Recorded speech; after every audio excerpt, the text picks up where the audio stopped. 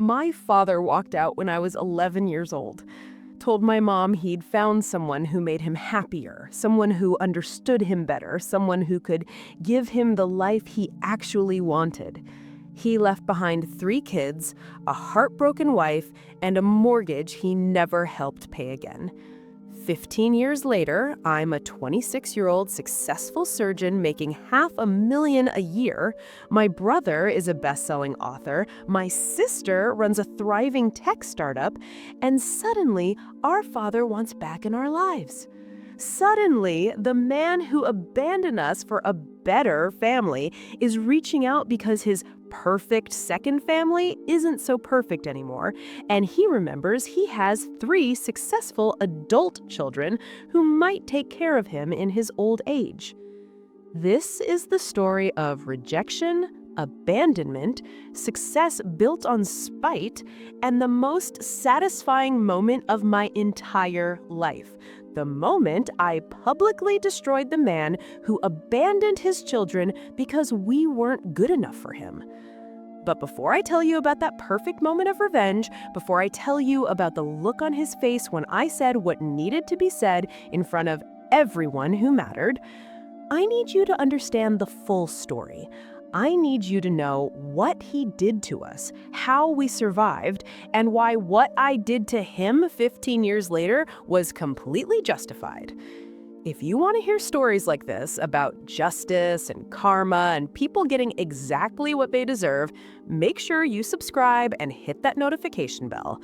And drop a comment below telling me where you're listening from. I love knowing this story is reaching people all over the world who understand what it's like to be abandoned by someone who was supposed to love you unconditionally. Now, let me take you back to where it all started. To the night my father sat us down and told us he was leaving. It was November 23rd, 2008. I was 11, my brother Marcus was 9, my sister Lily was 6. We lived in a modest house in suburban Cleveland, middle-class neighborhood, good schools, the kind of normal American childhood you see in movies. My parents had been married for 13 years. They argued sometimes, like all parents do, but I never thought they were unhappy enough for what happened next. My father came home from work that evening and asked my mother to gather us all in the living room. He had something important to tell us. I remember thinking maybe we were getting a dog, or maybe we were going on vacation, or maybe he'd gotten a promotion at the accounting firm where he worked. I was 11 and naive and had no idea my world was about to shatter. He sat us down, looked at my mother with an expression I now recognize as guilt and defiance mixed together, and said the words that changed everything. I'm leaving. I'm in love with someone else. I'm moving out this weekend. Your mother and I will work out custody arrangements, but I need you to understand this isn't about you kids. This is about me needing to be happy. My brother started crying immediately. My sister didn't understand what was happening and asked if Daddy was going on a trip. My mother just sat there frozen, like she'd known this was coming but hoped it wouldn't.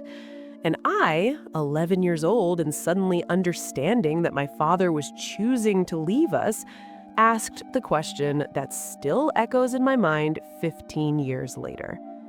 Don't you love us anymore? And my father, instead of reassuring me, instead of lying to protect his daughter's feelings, said something I've never forgotten and never forgiven. Of course I love you, but sometimes love isn't enough. Sometimes people need to choose their own happiness, and Diane makes me happy in ways your mother never has. You'll understand when you're older. Diane. That was the woman's name. Diane Patterson, 32 years old, divorced with 1 daughter, worked at the same accounting firm as my father. She was younger than my mother, prettier according to his apparent standards, and represented some kind of fresh start he decided he deserved more than he deserved the family he'd already built. He moved out that weekend, like he'd said, packed his clothes, his personal belongings, left behind the furniture and the family photos, and the 3 children who watched him load boxes into his car. My mother didn't cry in front of us, at least not that day. She just helped him pack in silence, her face blank, moving through the nightmare like a robot. "I'll see you kids on weekends," he said as he was leaving. "We'll work out a schedule. Nothing really changes except where I sleep." Everything changed. Everything. The weekend visits lasted about 3 months. At first, he'd pick us up on Saturdays, take us to McDonald's or the movies, ask about school, pretend everything was normal, except we were going back to a different house at the end of the day. But the visits got less frequent as he got more absorbed in his new life. Diane's daughter Emma needed attention. Diane wanted weekends together as a new family unit. Plans with us kept getting canceled. Something came up at work, he'd say on Friday nights when he was supposed to pick us up Saturday mornings. "We'll do next weekend for sure." Next weekend would get canceled too. Then the weekends turned into monthly visits, then quarterly, then nothing. By the time I was 13, I hadn't seen my father in over a year. He'd completely disappeared into his new perfect family. The child support was supposed to be $1,500 a month. My mother had a lawyer, had court orders, had everything in writing. My father paid for the first 6 months, then the payments became sporadic, then they stopped. My mother tried to enforce it through the courts, but my father had lawyers too. Better lawyers, apparently. And he tied everything up in legal proceedings for years. He claimed financial hardship, claimed Diane's daughter had medical expenses, claimed he couldn't afford to support 2 households. Meanwhile, we saw posts on social media, back when Facebook was new and people didn't think about privacy, showing my father and Diane buying a bigger house, going on vacations to Disney World with Emma, living a comfortable middle-class life while my mother worked 2 jobs to keep us fed and housed. My mother became a completely different person. The woman who'd been cheerful and loving became exhausted and stressed and bitter. She worked as a nurse during the day and picked up evening shifts at a clinic just to make ends meet. She was barely home. When she was home, she was too tired to do more than make sure we'd eaten and done homework before collapsing into bed. We grew up fast. I learned to make dinner for my siblings when I was 12. Marcus learned to help Lily with homework. We became self-sufficient because we had to be. We wore thrift store clothes and ate a lot of ramen and learned to not ask for things because we knew Mom couldn't afford them, and asking just made her cry. And through all of it, our father lived 45 minutes away with his new family, posting photos of family game nights and birthday parties for Emma, creating this perfect life while his first family struggled to survive. I called him once, when I was 14, used my mother's phone, gathered all my courage and called to ask if he could help pay for my school trip to Washington, D.C. It was $250 and I'd been saving for months but still didn't have enough. All my friends were going and I didn't want to be left behind. "Sweetie, I wish I could help, but money is really tight right now," he said, and I could hear a television in the background, could hear laughter, could hear the sound of his perfect, happy family. "Maybe you can fundraise, sell some candy bars or something." 2 weeks later, Emma posted photos on Facebook of the new laptop their dad, my dad, had bought her for her birthday. Easily a $1,000 computer, bought for his stepdaughter while his biological daughter sold candy bars to try to afford a school trip. That's when I stopped thinking of him as my father. He was just Mark Wilson, a man who used to live with us, who had decided we weren't worth his time or money anymore. I didn't go on the school trip, used the money I'd saved to help my mom with groceries instead, and I made a promise to myself that day. I would become so successful, so accomplished, so undeniably impressive that he would someday regret abandoning me. I would make sure he knew exactly what he'd given up. That promise became my driving force through high school.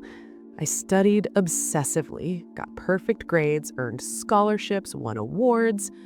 My brother Marcus did the same, channeling his pain into writing. My sister Lily, even at 13, 14, 15 years old, was coding and building apps and teaching herself skills that would later make her a tech genius. We were all running from the same pain, all trying to prove we were worth more than our father had decided we were. And we succeeded in ways he could never have imagined. I got a full scholarship to Northwestern for pre-med. graduated top of my class, got into Johns Hopkins Medical School, became a cardiothoracic surgeon by the time I was 28, one of the youngest in my program. Started making the kind of money my mother had never dreamed of, and immediately started helping her pay off the debt she'd accumulated, keeping us alive all those years our father had abandoned his financial responsibilities. Marcus became a best-selling author at 24 with a memoir about growing up with an absent father. His book was raw and honest and reached number 3 on the New York Times list. He gave interviews about abandonment and resilience and became a voice for children of divorce. Lily started a tech company at 23 that was valued at $15 million by the time she was 25. She was featured in Forbes 30 Under 30, interviewed on tech podcasts, recognized as a rising star in Silicon Valley.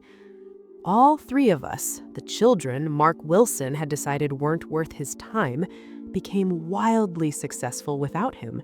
And we made sure the world knew our story, that we'd done it despite our father, not because of him. Our mother finally got to retire at 59. We bought her a house, made sure she never had to worry about money again, gave her the comfortable life she'd sacrificed for us. She deserved that after 15 years of destroying herself to compensate for a husband who'd abandoned his family. And then, in April 2023, 15 years after he'd left, Mark Wilson reached out. Not to me directly at first, but through my mother. He called her number, the one that had remained the same all these years, and asked to speak to his children. My mother called me, her voice tight with emotion I couldn't identify. "Your father contacted me. He wants to reconnect with you 3. Says he's been following your careers, that he's proud of what you have accomplished, that he wants to be part of your lives again." "Tell him to go to hell," I said immediately. "That's what I said," my mother replied. "But he's persistent. He sent an email. I'm forwarding it to you. Read it and decide what you want to do." I read the email with the same clinical detachment I use when reading medical journals.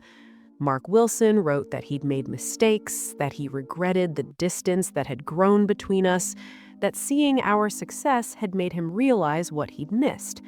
He wanted to meet for coffee, to talk, to begin healing the relationship. The email didn't mention abandoning us for 15 years, didn't mention the child support he never paid, didn't mention choosing his new family over his original children. Just vague language about mistakes and distance, as if those things happened naturally rather than through his deliberate choices. I showed Marcus and Lily. We had a family meeting, the 3 of us and Mom, discussing what to do about this man who'd suddenly remembered he had other children, now that those children were successful adults. "He wants something," Lily said bluntly. She was 21 and running a company and had no patience for emotional manipulation. People like him don't reach out after 15 years because they suddenly grew a conscience. He wants something from us. "What could he possibly want?" Marcus asked, though he was already writing in the notebook he always carried, probably already planning how this would fit into his next book. "Money," I said, "or connection to our success, or maybe his perfect second family isn't so perfect anymore and he needs backup kids." We decided to investigate before responding. It took Lily about 2 hours with her tech skills and connections to find out what was really going on with Mark Wilson's life. His marriage to Diane was falling apart. Emma, the stepdaughter he'd prioritized over his biological children, had cut him off after he refused to pay for her graduate school.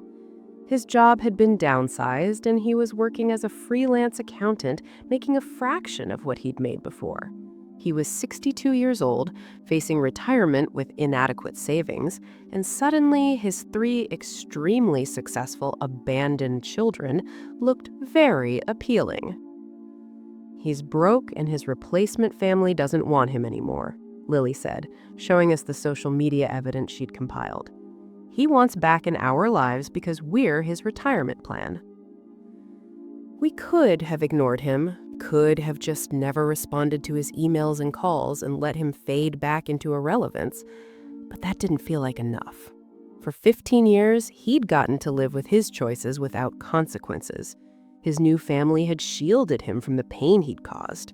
It was time he faced exactly what he'd done. I responded to his email, said yes, I'd meet him, but not alone and not for coffee. I told him I was receiving an award from the hospital where I worked, a recognition for my contributions to cardiac surgery. It was a public event, would be attended by colleagues and press and hospital board members. If he wanted to reconnect, he could come to that and see what I'd become without him. He agreed immediately, probably thrilled that his daughter wanted him at her award ceremony, probably already imagining how he'd take credit, how he'd tell people that's his daughter up there, how he'd reconnect with his successful child in front of an impressive audience.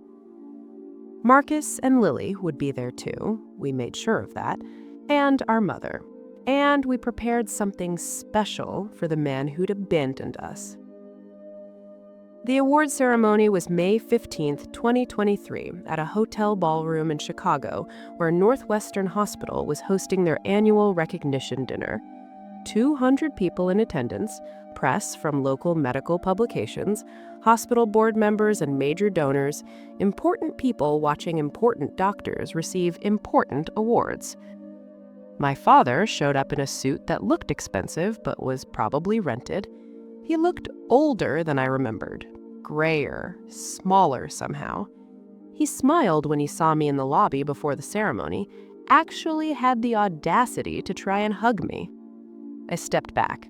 "We'll talk after the ceremony," I said coldly. "I have an acceptance speech to give." He looked hurt but nodded, found his seat in the audience. We'd made sure he was placed prominently where everyone could see him. Marcus and Lily sat on either side of him. Our mother sat behind him. He was surrounded by the family he'd abandoned, and he didn't even realize he was walking into an ambush. The award ceremony went through several awards before mine: Lifetime Achievement Awards for retiring surgeons, research grants for promising young doctors, community service recognition. Then they announced the Young Surgeon Excellence Award, and my name was called.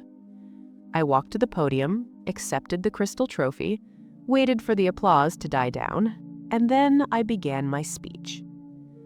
Thank you for this incredible honor. Standing here tonight, being recognized for my contributions to cardiac surgery, I want to talk about what it takes to succeed in this field. It requires dedication, resilience, and the ability to keep going even when everything seems impossible. It requires having people in your life who support you, who believe in you, who sacrifice for you. I paused, looked directly at my father sitting in the audience, saw him smiling like he thought the speech was going to be about gratitude toward him. I wouldn't be here tonight without my mother, who worked 2 jobs for 15 years to raise 3 children alone after our father walked out when I was 11. She's the one who taught me about resilience. She's the one who sacrificed everything so I could pursue my education. She's the one who never gave up on us even when our father decided we weren't worth his time anymore. The smile was fading from my father's face now. People in the audience were starting to look uncomfortable, starting to sense this wasn't a typical acceptance speech. My father left us when I was 11. My brother was 9 and my sister was 6. He left for another woman and started a new family. He stopped paying child support, he canceled visits, he disappeared from our lives completely for 15 years while my mother destroyed herself working to keep us fed and housed and educated. The room was dead silent now except for my voice. People were looking at my father, recognizing him from my descriptions, watching him shrink in his seat. For 15 years, I didn't have a father. None of us did. We had a mother who was both parents, who gave us everything she had. And my siblings and I used the pain of abandonment as fuel.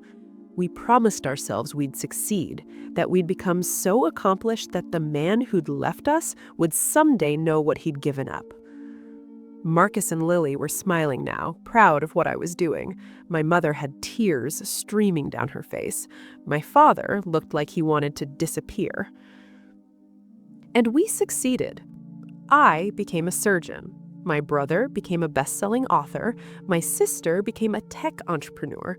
We did all of this without the support of our father, without his guidance, without his love. We did it despite him, not because of him. I held up the award. This trophy represents years of work, sacrifice, dedication, and I accept it on behalf of every child who was abandoned by a parent and told themselves it wasn't going to define them, it was going to fuel them. I accept it as proof that we don't need the people who chose to leave us. I looked directly at my father, made sure everyone knew who I was talking to. My father is here tonight. He reached out 2 months ago after 15 years of silence, not because he missed us, not because he regretted abandoning his children, but because his second family didn't work out quite as well as he hoped, and suddenly his successful adult children looked like a good retirement plan.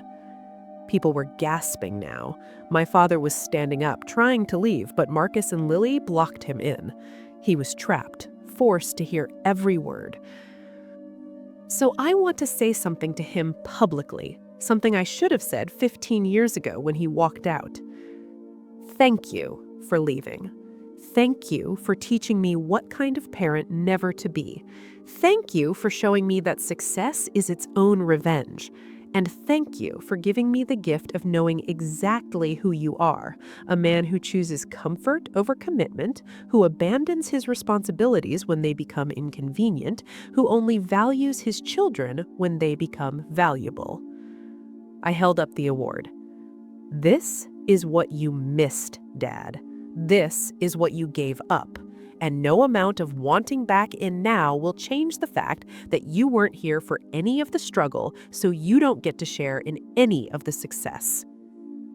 The silence after I finished was absolute. Then slowly, people began to applaud. Not the polite applause of a professional dinner, but real applause, the kind that recognizes truth being spoken even when it's uncomfortable. My colleagues were clapping. The hospital board members were clapping. Strangers who'd heard my story were giving me a standing ovation. My father finally pushed past Marcus and Lily and fled the ballroom. I watched him go, felt absolutely nothing except satisfaction that he'd finally faced public acknowledgement of what he'd done. The rest of the evening, people came up to me with stories of their own abandonment, their own absent parents, their own journeys to success despite family dysfunction. I've become an accidental spokesperson for abandoned children everywhere, and my father had become the symbol of parents who fail their kids. The speech was recorded by medical press who'd been covering the ceremony. Within days, it was viral on social media. Surgeon's acceptance speech calls out absent father made headlines. News outlets picked it up. It was shared millions of times by people who related to the pain of parental abandonment. My father became infamous. People found his social media, found his business information, left reviews on his freelance accounting service about how he abandoned his family. His church kicked him out when they learned the truth. His neighbors ostracized him. His life became a public exhibit of what happens when you abandon your children and then try to come back when they're successful. He tried to defend himself in emails to us, saying I'd humiliated him unfairly, that I'd told only one side of the story, that he had had his reasons for leaving and they were more complicated than I made them sound. But there is no complicated side to abandoning your children. There's no defense for stopping child support. There's no excuse for choosing a new family and discarding the old one. Diane divorced him 6 months after my speech. Emma, the stepdaughter he'd prioritized, released a statement saying she'd cut contact years ago because he was a terrible parent to her too. His entire carefully constructed second life fell apart under public scrutiny. Meanwhile, my career flourished. The hospital got dozens of donations from people inspired by my story. My research got additional funding. I became known not just as an excellent surgeon, but as someone who'd overcome a real adversity to succeed. Marcus's next book about the experience became a #1 bestseller. Lily's company got additional investment from people who admired her story. We turned our father's abandonment into fuel, not just for our success, but for our public recognition. And our mother? She finally got the acknowledgement she'd always deserved. People sent her letters thanking her for being the kind of parent who sacrifices everything for her children. Organizations reached out asking her to speak about single parenting. She became a minor celebrity for doing what she'd always done, loving her children unconditionally and never giving up. My father is 63 now. He works odd jobs. He lives in a small apartment. His second family wants nothing to do with him. His first family, the one that became successful and could have helped him in his old age, won't speak to him. He made his choices, and now he lives with the consequences. I'm 28, successful beyond anything I imagined as that 11-year-old girl watching her father pack boxes to leave. I help support my mother, my siblings, causes I believe in. I have everything I need and more. And I got here despite my father, not because of him. That night at the award ceremony, standing at that podium, rejecting the man who'd abandoned me, that was the best moment of my life. Not because I'm cruel, not because I enjoyed his humiliation, but because for 15 years, he'd gotten to live with his choices without consequences. For 15 years, he'd enjoyed his new family while his old family suffered. For 15 years, he'd avoided facing what he'd done. And in 5 minutes at a podium, I made sure he finally faced it. In front of colleagues and peers and press, I made sure everyone knew who Mark Wilson really was, a man who abandoned his children and then tried to come back when they became successful. That's justice. That's karma. That's exactly what he deserved. And I hope every child who's been abandoned by a parent knows this. You don't need them. Their absence can fuel you if you let it. And someday, when you've succeeded despite them, you'll have the choice they never gave you, the choice of whether to let them back in or to look them in the eye and say, "Thank you for leaving. It made me stronger." I chose to look my father in the eye and thank him for leaving, and I'd make that choice again every single time.